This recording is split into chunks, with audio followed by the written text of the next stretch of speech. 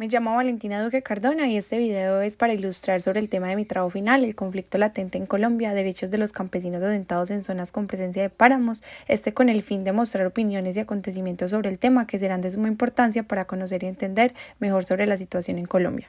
A continuación, mostraré un video para contextualizar sobre qué es el páramo y su importancia, hecho por EcoTV. El planeta se sitúa en aproximadamente entre los 3.100 y 4.000 metros sobre el nivel del mar.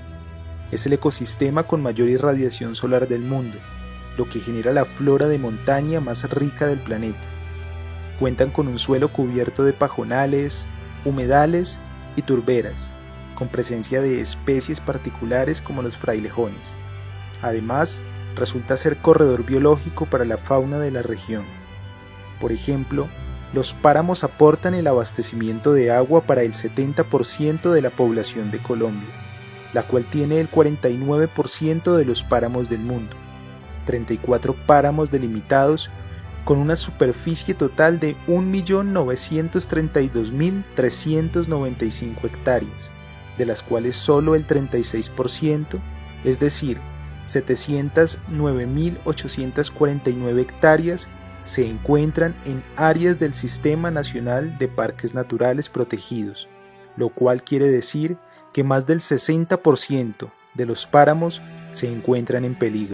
Esta segunda parte es sobre una entrevista que fue realizada por El Tiempo Verde a Carolina Jarro, subdirectora de Parques Nacionales en el 2020. Los páramos son ecosistemas totalmente fundamentales y estratégicos para todo el desarrollo de la base productiva de este país.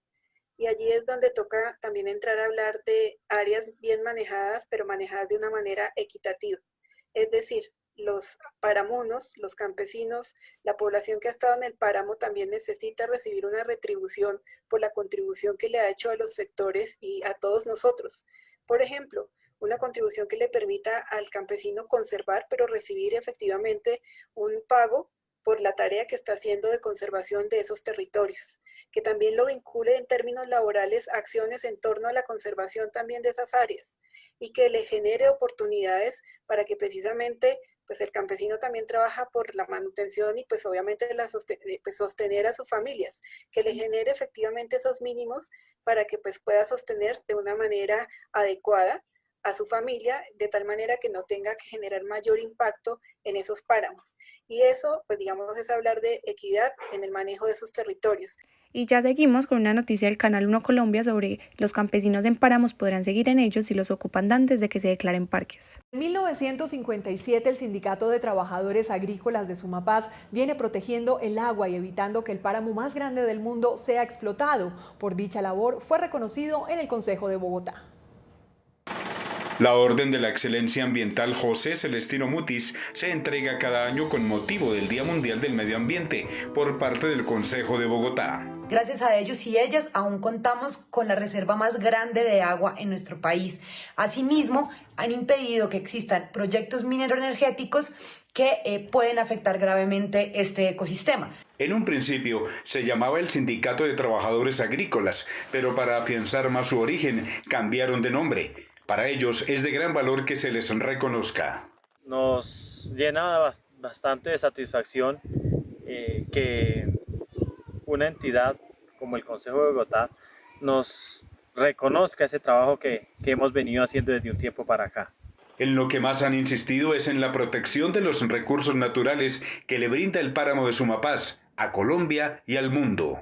Y es el reconocimiento a todo este campesinado que ve y quiere este territorio por sus recursos naturales, no como un negocio, sino como un bien de la humanidad. Por último, se muestran unos fragmentos de algunos de los ponentes que estuvieron en la audiencia pública sobre la demanda de la Ley de Páramos del 6 de noviembre del 2019, empezando por el demandante ciudadano Francisco Lara, siguiendo por la experta Brigitte Baptiste y terminando con el vocero de congresistas César Augusto Pachón.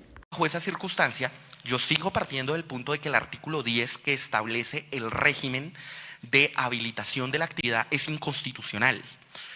El artículo 15 es el que me habla de régimen de reconvección de actividades. Claramente los ocupantes históricos de páramos deben o se les puede seguir permitiendo estar en esos ecosistemas, pero no desarrollando actividades agrícolas, ni siquiera de bajo y de mediano impacto, ya que son tan importantes y estratégicos esos ecosistemas para la humanidad, que lo que procede es o aplicar un régimen de restauración o aplicar un régimen de indemnización bajo la tesis de daño especial. Aún queda el artículo 15, que era el que yo mencioné en mi intervención, que es el que me habla de un régimen de reconvección de actividades. Ese estado de cosas inconstitucional para mí tiene que partir de un supuesto. A los campesinos se les puede seguir garantizando la presencia en el territorio, pero no desarrollando actividades agrícolas ni pequeña ni de mediana escala, sino otro tipo de actividades más de la órbita de conservación, pagos por servicios ambientales o ecoturismo. ¿Cuál es el problema, sin embargo, de aplicar esa tesis? El problema de aplicar esa tesis es principalmente financiero. Los campesinos fue una de las grandes conquistas que obtuvieron con la ley 160. Ellos obtuvieron como conquista el concepto de UAF, Unidad Agrícola Familiar, cantidad de tierra que un campesino y su familia requiere para generar 2 salarios mínimos legales mensuales vigentes. El problema de hablar ahora de actividades de conservación o de actividades de reconvección es que ellos ya no entrarían en el campo agrícola de la UAF, sino entrarían en actividades de yo le pago por conservar. Y los ejercicios que hasta el día de hoy se han hecho han demostrado que esos pagos suelen ser mínimos. Esos pagos suelen ser, usted tiene 10 hectáreas, consérvelos y al mes con suerte 150.000, 200, 300.000. Principalmente ha sido por la falta de recursos del sector ambiental para poder garantizar este tipo de soluciones y compensaciones. De ahí es que radicaría un estado de cosas inconstitucional. Si el modelo constitucional tiende en los páramos a decir prohíbo o declaro inexequible las actividades agrícolas, incluso de las de bajo impacto, a lo que tenemos que migrar es a un modelo de UAF ambiental. Yo me he reunido con varios campesinos y con habitantes históricos de territorio y muchos de ellos me han dicho, si a mí las actividades ambientales me generan de 2 a 2.5 salarios mínimos legales mensuales vigentes, que es el equivalente a una UAF, pero no agraria sino ambiental, yo muto mi actividad de campesino a guardabosque, a conservacionista, a ecoturista, pero ahí radica el grave problema. El grave problema es migran del sector agrícola al sector ambiental y el sector ambiental no tiene ni la capacidad financiera ni el músculo financiero para garantizar de forma adecuada esa transición y lo que termina siendo es una migración hacia la pobreza o hacia la indigencia, ya teniendo en cuenta que son poblaciones que históricamente tienen índices de necesidades básicas insatisfechas muy pero muy bajos. Durante la identificación de los actores y de los modos de ocupación y uso de los páramos, claramente defendimos siempre y sigo defendiendo la presencia de comunidades tradicionales que desarrollan actividades incluso de carácter minero ancestral, puesto que se trata de procesos muy antiguos y muy importantes dentro de las estructuras sociales de estas comunidades. El llamamiento a la prohibición de las actividades agrícolas y mineras, sin embargo, no hace ninguna especificación o no hizo en su momento ninguna especificación detallada de qué entendía especialmente por las actividades agrícolas. Y yo creo que ese es el tema central en la discusión de este momento. Cuando una ley o una norma simplemente excluye las actividades agrícolas, debería ser más sensible al entender de qué manera se desarrollan estas o cómo el país las ha ido haciendo evolucionar hacia un modelo más sostenible. La limitación estructural que hoy en día aún persiste entre las actividades agrícolas y las actividades de conservación hace casi imposible la modernización de la economía colombiana, porque mantiene la idea de que son actividades opuestas y de que nunca vamos a llegar a una agricultura de conservación o unas actividades de conservación productivas.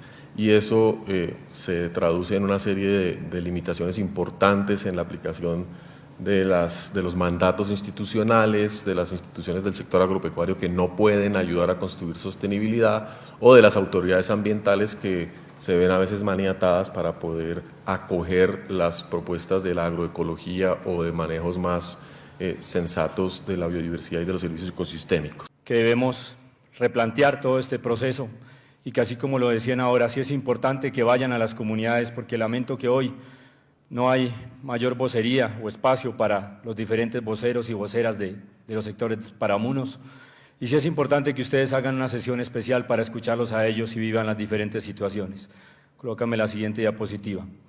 Hemos venido recorriendo páramos y escuchando campesinos y campesinas y somos conscientes del cuidado del páramo y las necesidades de los campesinos paramunos.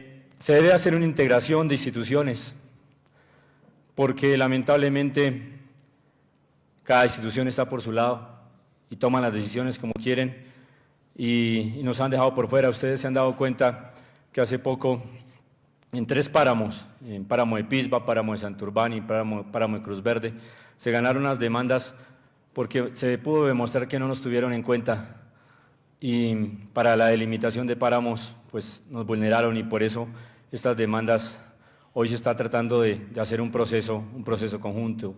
Se busca un equilibrio claro de las garantías fundamentales individuales y colectivas, pero donde todas las instituciones nos acompañan. Y ya por último, las referencias que fueron utilizadas para el trabajo y muchas gracias.